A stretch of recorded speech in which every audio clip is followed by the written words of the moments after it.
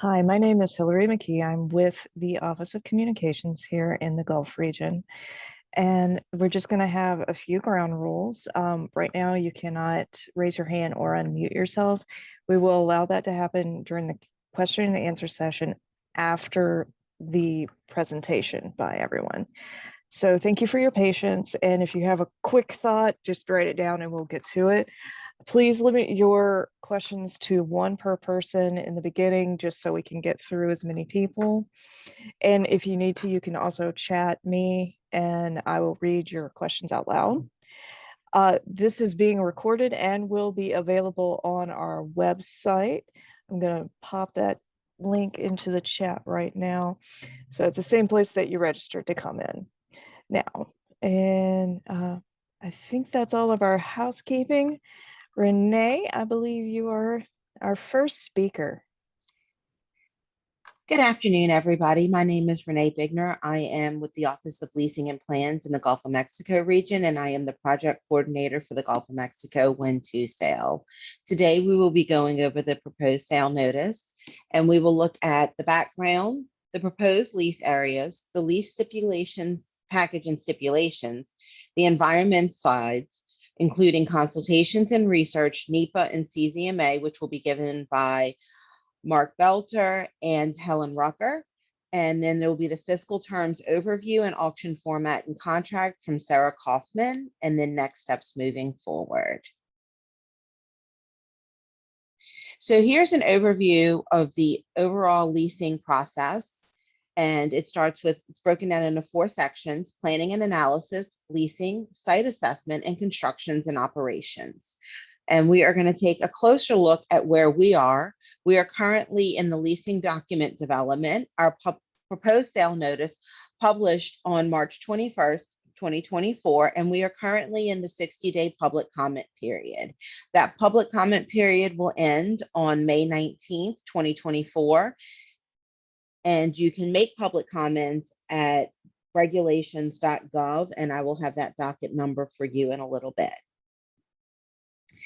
So looking back on how we got here, it started with Gulf of Mexico Wind 1, and BOEM partnered with eNGO and their marine spatial planning to determine our 14 wind energy areas. Wind energy area B was removed due to DoD conflict, and we moved forward with M and I in Gulf of Mexico Wind 1. The MWIA was leased, and that left WIA I available to still be a final WIA in upcoming sales. The programmatic EA was done for the entire call area and covers up to 18 leases. So in October of 27th of 2023, we published our final WIAs for Gulf of Mexico Wind 2, and that included option J, K, L, N, and I. Once again, through stakeholder engagement and partnering with eNGO and their precision siting modeling, we proposed the final 4 lease areas in our sale notice. These leases include lease G37962, which is in the northern part of WIA I, lease G37963, which is in the lower part of WIA I, lease G37964, which is in WIA J, and lastly, lease G37965, which is in WIA K and is an equal distance from Louisiana and Texas. Together, these leases give a proposed acreage of 410,040 acres. So for our proposed sale notice, we are looking for input on the following: delineation, number, size, orientation, and location of the lease areas offered, benefits to underserved communities, bidding credits, including workforce training and supply chain development, the Fishing Compensatory Mitigation Fund, tribal nations, ocean users, underserved communities, agencies, and other stakeholder engagement and reporting, prescribed layouts, and limits of the lease number of lease areas per bidder. The lease-specific terms and conditions included will be site characterization, reporting, national security and military options, standard operating conditions, the encouragement of project labor agreements, supply chain statement of goals, the workforce training and or domestic supply chain development bidding credit, the fisheries compensatory mitigation fund bidding credit, and siting conditions. Reporting and enhanced engagement, progress reports submitted by the lessees every 6 months, the project labor agreements, and supply chain statement of goals. We will note that there was a minor edits made to the lease this time proposed, including allowing lessees to propose hydrogen production as an energy product of offshore wind generation. Next steps would be to comment on the PSN. To make a formal comment, you can go to regulations.gov and search for docket number BOEM 2024-0017. Comments must be received by May 19th, 2024, 11:59 p.m. Eastern Standard Time to be addressed. I'm going to hand it over to Mark Belton. All right, thank you, Renee. And good afternoon, everybody. Go to the next slide. I'm Mark Belter. I'm the section chief for the environmental resources section. One of our responsibilities is consultations. What you have here is where in the timeline you find the triggering activities for consultations at this stage, and that's for the lease sales. The activities that would normally trigger a consultation are the installation of met ocean buoys and surveys, the geological surveys, geotechnical surveys, biological and archaeological surveys. Okay, the consultations that we conducted for this lease sale are shown on the slide. I'd like to point out that there are two differences on the consultations. One is that the ESA consultation with NIMS only extends to the 100-meter water depth in the call area, and the National Historic Preservation Act consultation, Section 106 consultations, are only performed for the WIAs that are being offered in a proposed lease sale. One other thing to note is that the consultations were done for the activities included in up to 18 leases. That's not lease sales, but it's the number of leases. Next slide. Okay. Our consultations with the range of federal agencies and government consultations help inform our information needs. BOEM has a robust science program that we use to help address information needs. What's depicted on this slide is some of the ongoing studies and potential future studies to help address some of the information needs that we've identified. Okay, short and sweet. I'm going to hand it over to Helen Rucker. Hey, thanks, Mark. My name is Helen Rucker, and I'm the supervisor for the environmental assessment section here in the Gulf of Mexico. I'm going to talk about the National Environmental Policy Act analysis that we did to support Lease Sale 2. Next slide, please. So first off, we started out by conducting or preparing a programmatic EA for the Gulf of Mexico call area prior to lease sale, the first lease sale we held. Now we're in the process of preparing a determination of NEPA adequacy. We revisited the analysis that was conducted in the previous EA to verify that the conclusions are still valid to support lease sale 2. And this DNA will be filed in our administrative record when it's completed. Next slide, please. So the scope of the EA that we prepared last year only covers the impacts of issuing leases and the associated site assessment and site characterization activities. Those activities include meteorological or met buoys, vessel trips, geological and biological surveys.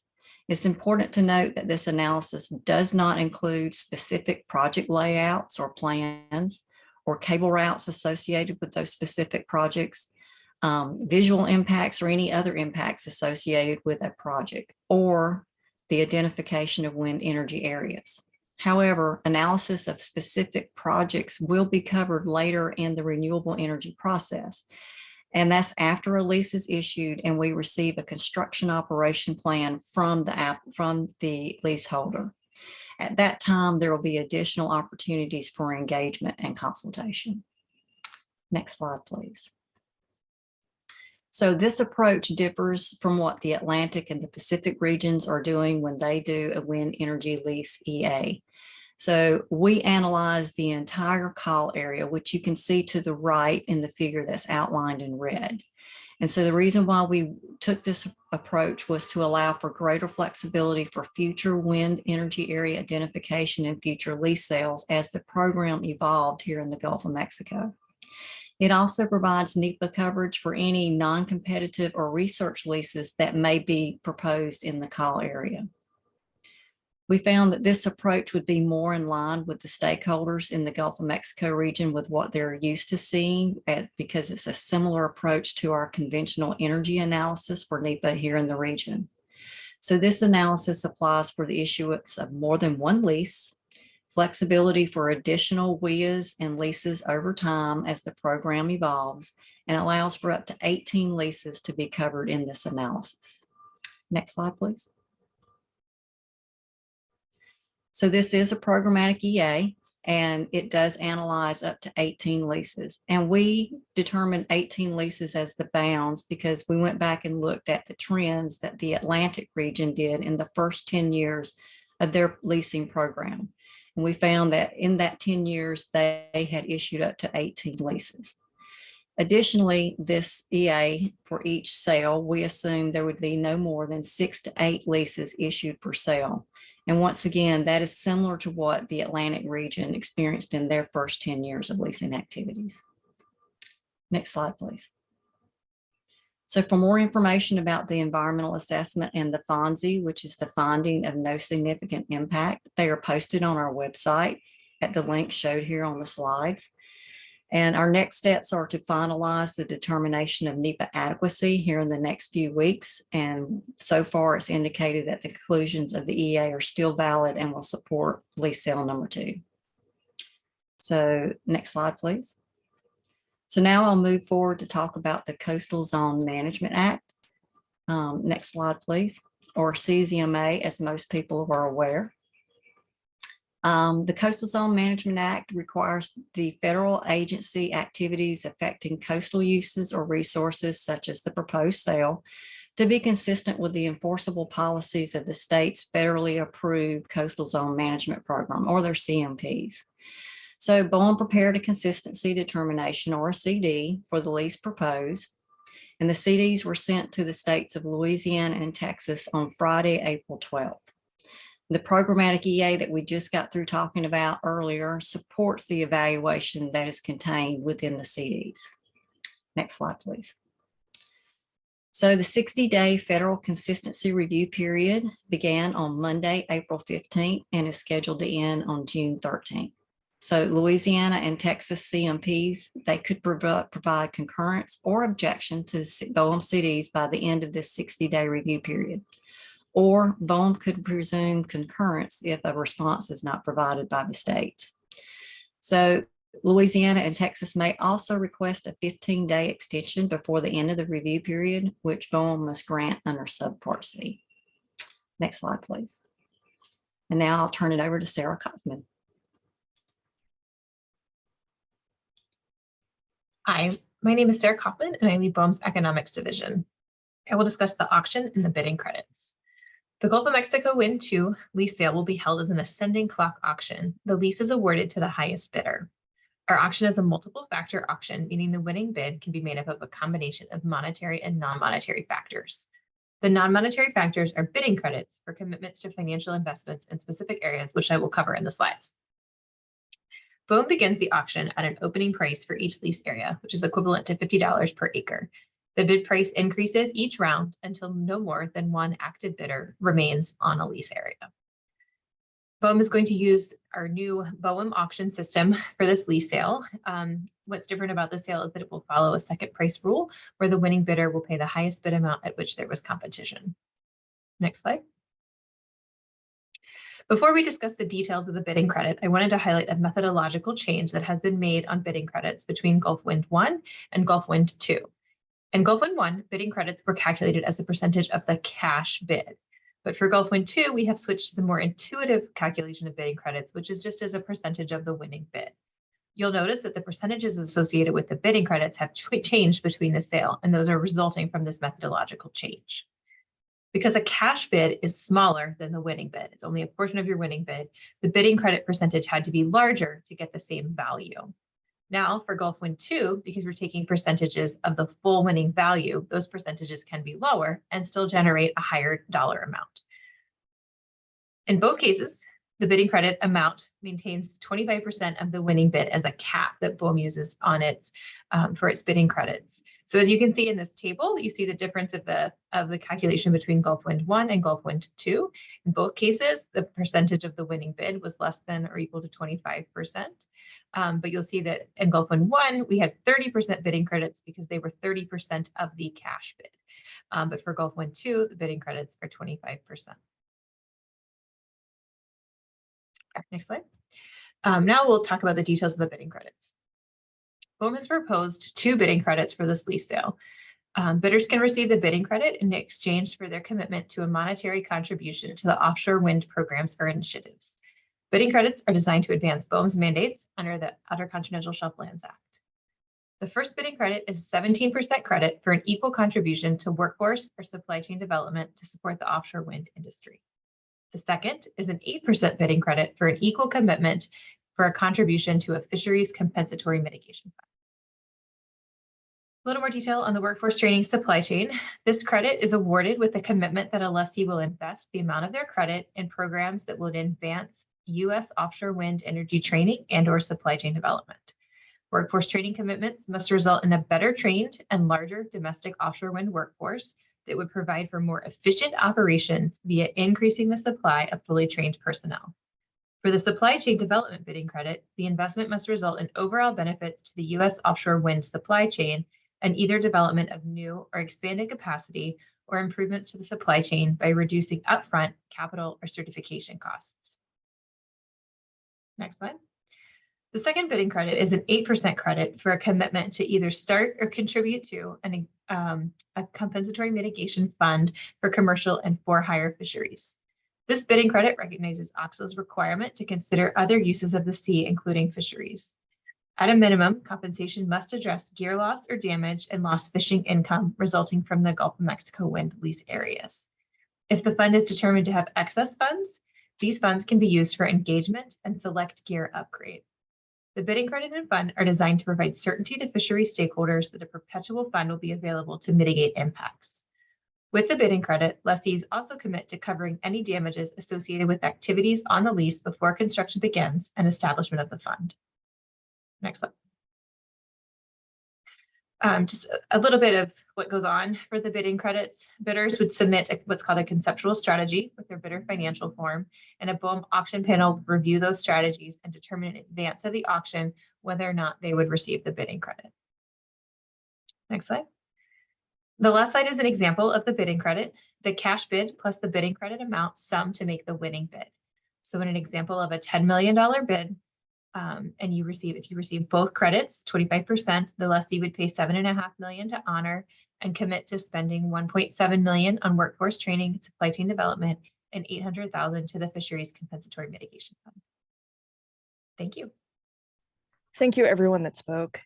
Now we will start our Q&A session. If you have any questions, please raise your hand or pop them in the Q&A feature as Sam has directed.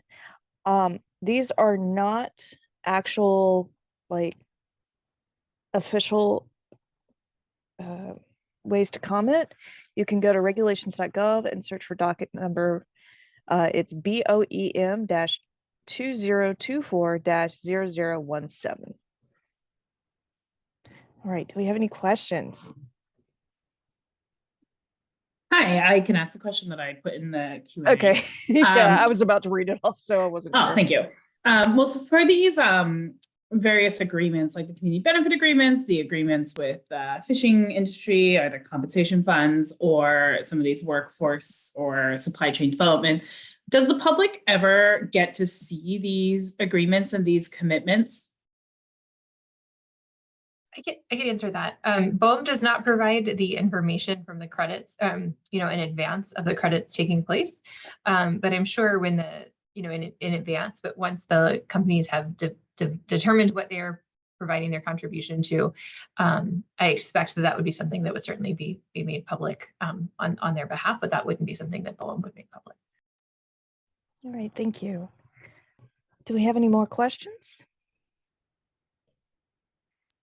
Thanks. Yes. Sorry about that. I had a follow-up, That's but I okay. couldn't come back off mute. Yeah, that's what I was trying to do. Okay. Gotcha. No, I appreciate it. And Sarah, thanks for that answer. I'm just wondering, is there a way to include as maybe a condition of the lease that while BOEM can't make these agreements public, that BOEM require that they are made public? I think that would increase a lot of confidence from the public in these that are being used as significant auction credits. I'm, by the way, fully supportive of these kinds of bid credits. I just think that that public factor is really important, or that public transparency factor. That's a really great point. We would definitely, and I'll take that back, and we definitely encourage you to submit that in your official public comments. We can consider that for the final. Next question we have, can we expect sale notices to change for future Gulf auctions in 2025 and beyond? This notice was nearly identical to Gulf One's sale one. Sure, I can take that. We take a look at the sale notices for each individual sale, so it is possible that things would change based on conditions around the time that the lease auction is scheduled for. So it's not we can't say how much it would change or if it would change, but it's something that we look at for each individual auction. All right, thank you. Okay. Kendall Dix. Yeah, just as a follow-up to that question, then if each auction is going to be reconsidered, can you all talk about some of the thought process into structuring this lease sale? Last time, we were expecting to see, bidding credits for community benefit agreements, or we thought that we might see project labor agreements like we've seen in other parts of the country, CBAs in California, project labor agreements in the Northeast. We didn't see that in the last time. And, we were, hoping to see some of those incentives for communities and for workers in this one. So that was sort of like the what I was sort of getting at, being like, will these notices continue to improve as BOEM had sort of previously said? And if this one was then considered for this one, I'd just like to hear some of the thought processes behind why the Gulf's not necessarily getting the same incentives for organized labor or for community benefits.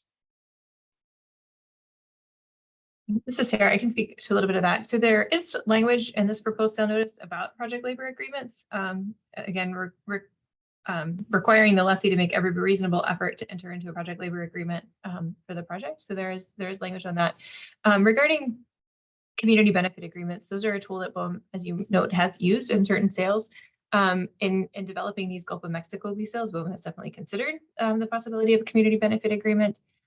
We, are aware of the value of community benefit agreements. We also recognize the limitations associated with our Outer-Continental Shelf Lands Act mandates and requirements, and note that a bidding credit, encouraging a community benefit agreement could be very, very narrow. It can only address a very narrow subset of items, but also it only would need to be made with one group to meet the requirement of a bidding credit that we could put on. And we recognize there are a large number of diverse stakeholders in the Gulf of Mexico, and that requiring it as a bidding credit is probably not the best, the most efficient route for that. We have definitely been encouraged in the Northeast that there have been many community benefit agreements coming out of lease sales that were not required to have one based on bidding credits. We would expect that practice to continue, and recognize the importance of community benefit agreements as part of a project development tool, but have chosen to, made the decision recognizing the trade-offs, have chosen to use the bidding credits for this for workforce training and fisheries compensatory mitigation. Thank you for that question and that answer. Do we have any more hands raised or any more questions in the Q&A? Okay, well, hearing no objections, I believe that we can move on to final remarks. I want to thank everybody for joining us this afternoon. Please note that the comment period does end on May 19th, and you can make your comments at regulations.gov. Docket number is BOEM 2024-0017, and we appreciate you joining us this afternoon. Thank you. Thank you, and that concludes our meeting for this afternoon. If you have any more questions, you can reach out to me or John Philistrat. My email address is hillary.mckee@boem.gov or John, JOHN.philistrat, FILOSTRAT @boem.gov. Thank you.